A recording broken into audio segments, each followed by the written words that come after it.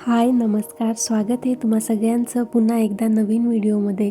तर आज आपण 34 साईजसाठी प्रिन्सेस कट ब्लाऊजची पेपर कटिंग बघणार आहोत. तर चला व्हिडिओला सुरुवात करूया. तर मी इथे डबल फोल्ड न्यूजपेपर घेतलेला आहे. तर फोल्डेड साईडने आपण ब्लाऊजची उंची टाकून घेऊया. तर ब्लाऊजची उंची आहे 13, त्याच्यामध्ये 1 इंच मार्जिन ॲड करणार आहोत. तर मी इथे 14ला एक मार्किंग करून घेतलेली आहे. ती 14ची मार्किंग दुसऱ्या साईडला सुद्धा करून घ्यायची आहे, जेणेकरून आपली कटिंग तिरकी येणार नाही. तर आता आपण शोल्डरसाठी इथे 5.5 इंचावर एक मार्किंग करून घेणार आहोत.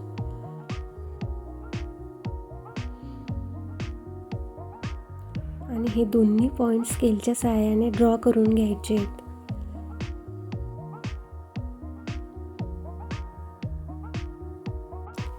त्यानंतर आपण मुंड्याची मार्किंग टाकणार आहोत. तर 34 साईजसाठी आपण 5.5 इंच मुंडा घेणार आहोत. तर मी इथे 5.5 इंचाला एक मार्किंग करून घेते आणि शोल्डरची लाईन आणि मुंड्याचा पॉईंट आपण स्केलच्या सहाय्याने ड्रॉ करून घेऊया. मुंड्याची मार्किंग झाल्याच्या नंतर लगेच आपण छातीची मार्किंग टाकतो. तर छाती आहे आपली 34, त्याचा चौथा भाग 8.5. तर 8.5ला एक इथे मार्किंग करून घ्यायची आहेत आणि त्याच्यामध्ये आपण 1.5 इंच एक्स्ट्रा मार्जिन घेणार आहोत.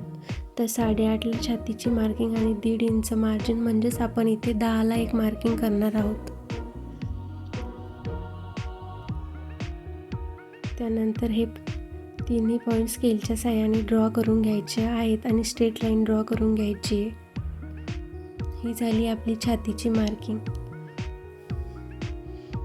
10 इंचावर, जशी आपण वरच्या साईडला 10 इंचावर मार्किंग केली तशीच खालच्या साईडला सुद्धा 10ला एक मार्किंग करून घ्यायची आहे आणि स्ट्रेट स्केलच्या साहाय्याने दोन्ही पॉईंट स्ट्रेट ड्रॉ करून घ्यायचे आहेत.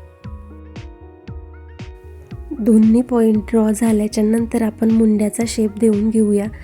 तर बॅक मुंड्यासाठी आपण 1.5 इंचावर मार्किंग करून घेऊया आणि फ्रंट मुंड्यासाठी 1 इंचावर एक मार्किंग करून घेऊया.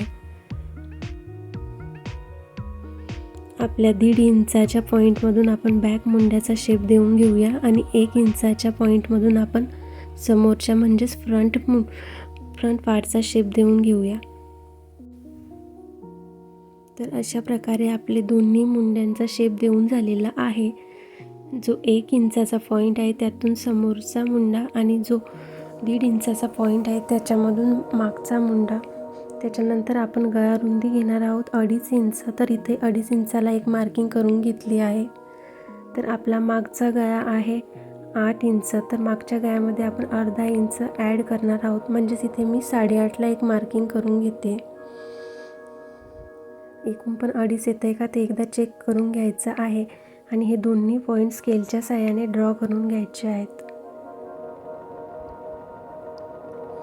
तर हे दोन्ही पॉईंट स्केलच्या साहाय्याने ड्रॉ करून घेतले आहेत. त्याच्यानंतर तुम्हाला हवा तो शेप तुम्ही या बॉक्समध्ये देऊ शकता. तर मी ते 1 इंच पॉईंट घेऊन गोलाकार शेप देऊन घेते.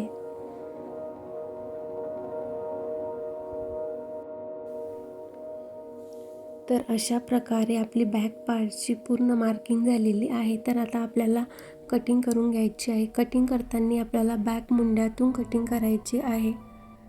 तर मी इथे कटिंग करून घेते. जशी आपण मार्किंग केलेली आहे बरोबर त्याच्यावरच कटिंग करून घ्यायची आहे.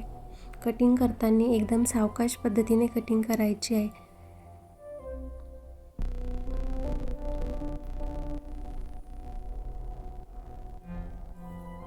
तर इथे कटिंग झालेली आहे. तर आता आपल्याला बॅक पार्ट वेगळा करून घ्यायचा आहे. तर मी इथे बॅक पार्ट साईडला ठेवला. आता आपल्याला फ्रंट पार्टची मार्किंग करून घ्यायची आहे. तर सगळ्यात पहिले इथे आपण गळा रुंदी घेणार आहोत 2.5 इंच. तर इथे 2.5 इंचाला एक मार्किंग करून घेतली आहे.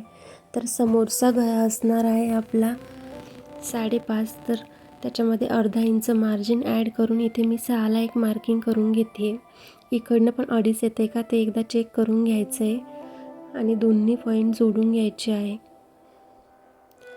आणि इथे असा एक बॉक्स तयार करायचा आहे.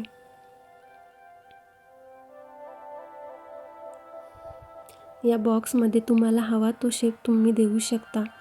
तर मी इथे गोल गळ्याचा शेप देऊन घेते.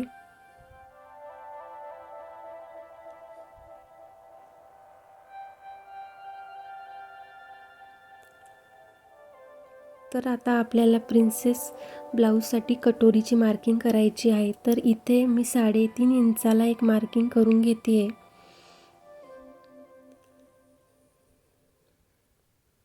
इथे 3.5 इंचाला एक मार्किंग करून घेतली आहे. आता शोल्डरच्या साईडने शोल्डर्सवर टेप ठेवून आपल्याला इथे 10 इंचाला एक मार्किंग करून घ्यायची आहे टक्स पॉईंटसाठी. तर जनरली 34 साईजसाठी 10 इंचावर मार्किंग करून घेतली आहे आणि हे दोन्ही पॉईंट स्केलच्या साहाय्याने ड्रॉ करून घ्यायचे आहेत. त्या पहिले आपल्याला फ्रंट मुंड्याचा शेप देऊन घ्यायचा आहे.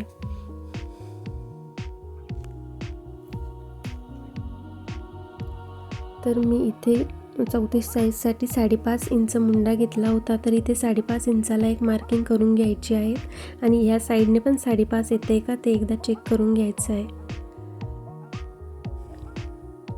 आणि आपली छाती होती 8.5 आणि 34 त्याचा चौथा भाग 8.5. तर इथे 8.5ला एक पॉईंट देऊन घ्यायचा आहे आणि स्ट्रेट लाईन ड्रॉ करून घ्यायची आहे. तर आता आपल्याला मुंड्याची लाईन स्ट्रेट करून घ्यायची आहे आणि क्रॉसमध्ये आपल्याला 1 इंचाला मार्किंग करून घ्यायची आहे. कारण आपला समोरचा मुंडा आपण 1 इंचातून घेतला होता आणि मागचा मुंडा 1.5 इंचातून घेतला होता. तर मी इथे 1 इंचाला एक मार्किंग करून घेते आणि इथे मुंड्याचा शेप देऊन घेते.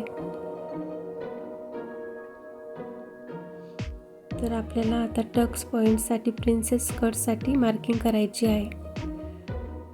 तर तुम्ही बघू शकता इथे मी 3.5 इंच घेतलं होतं आणि त्याच्यानंतर शोल्डरपासून इथे 10 इंचाला एक पॉईंट देऊन घेतला होता आणि 3.5 इंचाचा पॉईंट आणि ते दोन्ही पॉईंट स्केलच्या साहाय्याने ड्रॉ करून घेतले होते. आता जिथून आपण 3.5 घेतलं त्याच्यासमोर आपल्याला 2 इंचाला एक मार्किंग करून घ्यायची आहे आणि तिथूनच आपल्याला वरती 1 इंचाला एक मार्किंग करून घ्यायची आहे. आणि आपल्याला आता प्रिन्सेस कटोरीचा शेप देऊन घ्यायचा आहे.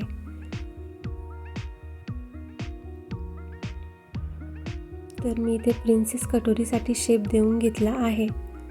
आता जिथून आपण वरती 1 इंचाला मार्किंग करून घेतली आहे तो पॉईंट आणि 10 इंचावरती जो पॉईंट दिला होता ते दोन्ही पॉईंट जोडून घ्यायचे आहे आणि हा मधला पोर्शन आपल्याला कट करायचा आहे. त्याच्यासाठी मी याच्यावर लायनिंग ओढून घेतलं आहे जेणेकरून लवकर कट करताना आपल्या लक्षात येईल. आता आपल्याला कटिंग करताना सगळ्यात पहिले मुंड्यातून कटिंग करायची आहे. आपला बॅक साईडचा जो मुंडा होता तो आपल्याला कट करून टाकायचा आहे कारण ही समोरच्या भागाची कटिंग आहे. त्याच्यामुळे आपल्याला हा एक्स्ट्राचा जो पार्ट आहे तो कट करून टाकायचा आहे. कटिंग करताना एकदम सावकाश पद्धतीने कटिंग करायची आहे. मुंड्याची कटिंग झाल्याच्या नंतर आपण लगेच गळ्याची कटिंग करून घेणार आहोत.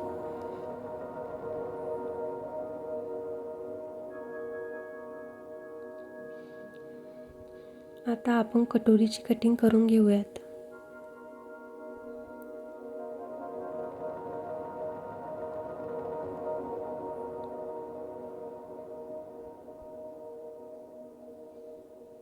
आणि कटोरीचा आपला जो एक्स्ट्राचा पोर्शन होता तो सुद्धा आपल्याला कट करून घ्यायचा आहे.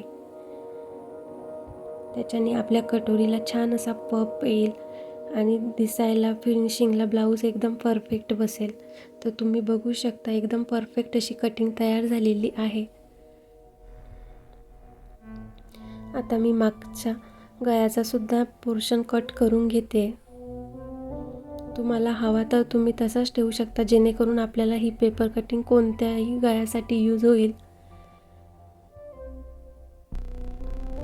तर आपली परफेक्ट अशी पेपर कटिंग तयार झाली आहे. तर तुम्ही बघू शकता एकदम परफेक्ट पेपर कटिंग तयार झाली आहेत. तर असेच नवनवीन व्हिडिओ पाहण्यासाठी चॅनलला नक्की सबस्क्राईब करा. Thanks for watching.